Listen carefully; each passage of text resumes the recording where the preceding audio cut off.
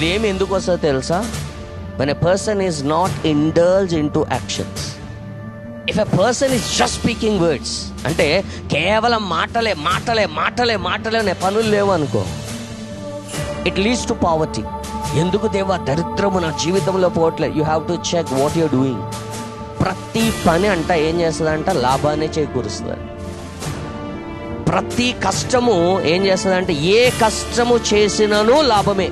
If you know God, you will never say this is not my cup of tea, ఇది నాకు కాదు. ఎందుకో తెలుసా? మనకు వాక్యం తెలుసు, ఏ కష్టం చేసినా ఇది తుదకు లాభాన్ని చేకూరుస్తుంది. కానీ ఒట్టి మాటలే అంట ఏవి దరిద్రాన్ని తీసుకొస్తాయి తెలుసా?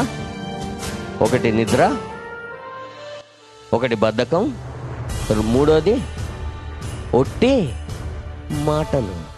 mere words. if a person is so filled with the words and not with actions, he doesn't get rich.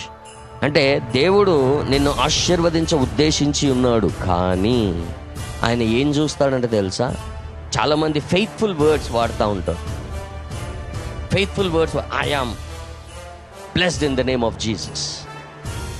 God says you are not going to attain the greater heights. I'm sorry, I'm not a God of words but actions. Hallelujah. నేను ఉట్టి మాటలు చెప్పు దేవుణ్ణి కాదు, ప్రత్యక్షముగా దిగి వచ్చి దాన్ని నెరవేర్చిన వాడును. హల్లెలూయా.